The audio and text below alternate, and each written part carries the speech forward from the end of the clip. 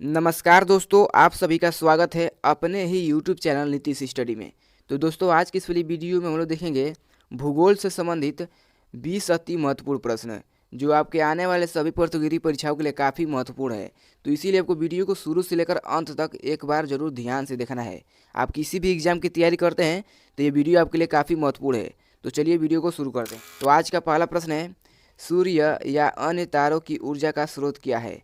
सूर्य या अन्य तारों की ऊर्जा का स्रोत क्या है? तो आपको याद रखना है कि नाभिकीय संलयन। ठीक है, ऑप्शन बी आपका बिल्कुल सही जवाब हो जाएगा। चलिए अगला प्रश्न देखते हैं। सूर्य की चमकती सतह क्या कहलाती है? सूर्य की जो चमकती सतह होती है उसे हम लोग क्या कहते हैं? तो आपको देखना है कि वातावरण। वातावरण जो होता है सूर्य की चमकती सतह कहलाती है। तो दूसरा प्रश्न का सही जवाब हो जाएगा ऑप्शन नंबर सी। चलिए अगला प्रश्न देखते हैं। दोस्तों एक बात और, आपको किसी भी सवाल का उत्तर पहले से आता होगा तो कमेंट बॉक्स में जरूर बताइएगा। तो अगला प्रश्न है कि इनमें से कौन सा ग्रह दक्षिणावर्त दिशा में घूमता है? इनमें से कौन सा ग्रह दक्षिणावर्त दिशा में घूमता है? तो आपको देखना है कि शुक्र। शुक्र ग्रह जो है दक्षिणावर्त दिशा में घूमता है। तो तीसरा प्रश्न का सही जवाब होगा ऑप्शन नंबर ए। चलिए दोस्तों अगला प्रश्न देखते हैं कि पृथ्वी किस चाल से सूर्य की परिक्रमा करती है? पृथ्वी किस चाल से सूर्य की परिक्रमा करती है? तो आपको देखना है कि 67,000 मील प्रति घंटा, यानी कि 67,000 मील प्रति घंटा पृथ्वी सूर्य की परिक्रमा करती है। तो चौथा सवाल का सही जवाब हो जाएगा ऑप्शन नंबर सी। चलिए अगला सवाल देखते हैं। एक पूर्णिमा से दूसरी पूर्णिमा के बीच की समयावधि कितनी होती है? यानी कि एक पूर्णिमा से दूसरी पूर्णिमा के बीच की समयावधि कितनी होती है? तो आपको देखना है कि 30 दिन होता है। ठीक है, एक पूर्णिमा आने में तथा दूसरी पूर्णिमा आने में 30 दिन का समय अवधि लगता है। तो पांचवा सवाल का सही जवाब होगा ऑप्शन नंबर सी। चलिए अगला सवाल देखते हैं। चंद्रमा को अपनी धुरी पर एक चक्कर पूरा करने में कितना दिन लगते हैं? जो चंद्रमा है उसको अपनी ही धुरी पर एक चक्कर पूरा करने में कितना दिन लग जाते हैं? तो आपको देखना है कि 37 दिन, यानी कि पृथ्वी दिवस 37.3 पृथ्वी दिवस लग जाते हैं चंद्रमा को अपनी धुरी पर एक चक्कर पूरा करने में। तो छठवां सवाल का सही जवाब होगा ऑप्शन नंबर सी। चलिए अगला प्रश्न देखते हैं। अगला सवाल है, प्लूटो ग्रह का खोज किसने की थी? यानी कि प्लूटो ग्रह का खोज किसने किया था? तो आपको देखना है कि चंद्रमा द्वारा प्लूटो ग्रह का खोज किया गया था। 7वां सवाल का सही जवाब होगा ऑप्शन नंबर डी। चलिए दोस्तों अगला सवाल देखते हैं। अगला प्रश्न है कि पृथ्वी का निकटतम तारा कौन सा है? पृथ्वी का निकटतम तारा कौन सा है? तो आपको देखना है कि जोहान गाले। जोहान गाले पृथ्वी का एक निकटतम तारा है। तो 8वां प्रश्न का सही जवाब हो जाएगा ऑप्शन नंबर बी। चलिए दोस्तों अगला सवाल देखते हैं। दोस्तों अगर आपको वीडियो अच्छी लग रही हो तो वीडियो को लाइक करिएगा। अगर हमारे चैनल पर नए हैं तो चैनल को कृपया करके सब्सक्राइब कर दीजिए, क्योंकि सब्सक्राइब करेंगे तो वीडियो का नोटिफिकेशन सबसे पहले आप तक पहुँच जाएगा। तो अगला प्रश्न है कि हैली धूमकेतु अब कब दिखाई देगा? यानी कि हैली धूमकेतु अब कब दिखाई देगा हमको? तो आपको देखना है कि 2061 में हैली धूमकेतु एक बार फिर से दिखाई देगा। तो 9वां सवाल का सही जवाब होगा ऑप्शन नंबर ए। चलिए अगला प्रश्न देखते हैं।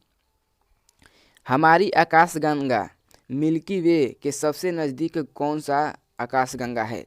यानी कि हमारी जो आकाशगंगा है मिल्की वे के सबसे नज़दीक कौन सी आकाशगंगा एक और है? तो आपको देखना है कि एंड्रोमेडा आकाशगंगा जो है हमारी मिल्की वे यानी कि आकाशगंगा के नज़दीक है। तो 10वां प्रश्न का सही जवाब होगा ऑप्शन नंबर बी। चलिए अगला सवाल देखते हैं। अगला प्रश्न है कि सूर्य का चक्कर लगाने वाले चट्टानों के छोटे छोटे टुकड़ों को क्या कहा जाता है? जो सूर्य का चक्कर लगाते हैं चट्टानों के छोटे छोटे टुकड़े, उसको हम लोग क्या कहते हैं? तो आपको यह देखना है कि उल्का पिंड कहते हैं। उल्का पिंड कहते हैं जो सूर्य का चक्कर लगाते हैं छोटे छोटे चट्टाने। तो 11वां प्रश्न का सही जवाब होगा ऑप्शन नंबर डी। अगला प्रश्न है कि अंतरिक्ष में एक वस्तु है जिसमें गैस और धूल की पूछ वाली बर्फीली कोर है जो लाखों मील तक फैली हुई है, उसको हम लोग क्या कहेंगे? जो आकाश में, जो अंतरिक्ष में एक वस्तु है जिसमें गैस और धूल की पूछ वाली बर्फीली कोर है जो लाखों मील तक फैली हुई है, उसे हम लोग क्या कहेंगे? तो आपको देखना है कि धूमकेतु है जो फैली हुई है। तो 12वां सवाल का सही जवाब हो जाएगा ऑप्शन नंबर ए। चलिए दोस्तों अगला प्रश्न देखते हैं। इनमें से किस अवसर पर चंद्र ग्रहण लगता है? यानी कि इनमें से किस अवसर पर चंद्र ग्रहण होता है? तो आपको याद रखना है कि पूर्णिमा पर। ठीक है, पूर्णिमा के समय चंद्र ग्रहण लगता है। तो 13वां प्रश्न का सही जवाब होगा ऑप्शन नंबर ए। चलिए दोस्तों अगला प्रश्न देखते हैं। अगला सवाल है कि उस एक्सो प्लेनेट का नाम बताइए जिसे पृथ्वी की चचेरी बहन माना जाता है। यानी कि उस एक्सो प्लेनेट का नाम बताइए जो पृथ्वी की चचेरी बहन माना जाता है और इसे हम लोग पृथ्वी 2.0 के रूप में भी जाना जाता है। पृथ्वी 2.0 के रूप में भी जाना जाता है। उस एक्सो प्लेनेट का नाम बताइए। तो आपको याद रखना है कि केपलर 452b, केपलर 452b एक है एक्सो प्लैनेट जिसे हम लोग चचेरी बहन भी कहते हैं और इसे पृथ्वी 2.0 भी कहते हैं। तो इस प्रश्न का सही जवाब हो जाएगा ऑप्शन नंबर ए। सवाल है कि निम्नलिखित विकल्पों में से कौन सा आकाश में एक तारा मंडल नहीं है। इन विकल्पों में से कौन सा एक आकाश में तारा मंडल नहीं है। तो आप कहते हैं कि लुक जो है एक आकाश में तारा मंडल नहीं है। यहाँ पर दोस्तों ऑप्शन ऊपर नीचे हो सकता है तो इसको थोड़ा माफ़ कर दिएगा। तो इस प्रश्न का सही जवाब हो जाएगा ऑप्शन नंबर सी। चलिए अगला सवाल लेते हैं। एक प्रसिद्ध तारा मंडल है जिसे शाम में देखा जा सकता है और इसे हम लोग तारामंडल को शिकारी यानी कि द हंटर के नाम से भी जाना जाता है। ऐसा एक तारामंडल है जो एक प्रसिद्ध तारामंडल है जिसे हम लोग शिकारी यानी कि द हंटर के नाम से भी जाना जाता है। तो इसका नाम क्या है। तो आपको कहना है कि ओरियन तारामंडल जो है जिसे हम लोग शिकारी यानी कि द हंटर के नाम से भी जाना जाता है। तो इस प्रश्न का सही जवाब हो जाएगा ऑप्शन नंबर सी।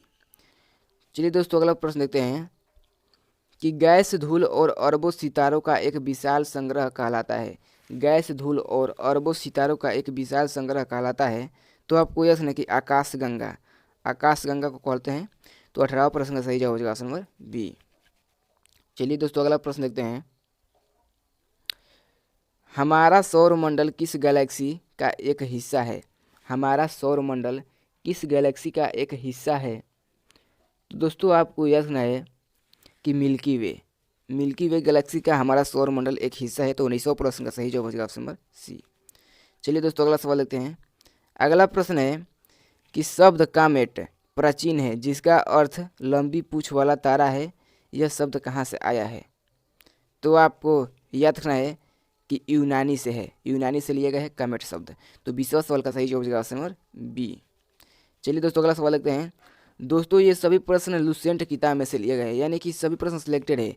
तो आपको ऐसा और प्रश्न चाहिए तो वीडियो को लाइक कर दीजिएगा और कमेंट बॉक्स में बताइए कि इसका पार्ट 2 भी चाहिए तो बताइए कमेंट बॉक्स में। तो अगला प्रश्न है कि सूर्य के प्रकाश को पृथ्वी तक पहुंचने में कितना समय लगता है। सूर्य के प्रकाश को पृथ्वी तक पहुंचने में कितना समय लगता है। तो दोस्तों आज का लास्ट सवाल है। तो इसका उत्तर आपको कमेंट बॉक्स में बताना है। तो कमेंट बॉक्स में बताइए। दोस्तों अगर आपको वीडियो अच्छी लगी तो वीडियो को लाइक करिएगा, हमारे चैनल को भी सब्सक्राइब कर दीजिएगा। तो चलिए मिलते हैं अगले वीडियो में। तो धन्यवाद, जय हिंद।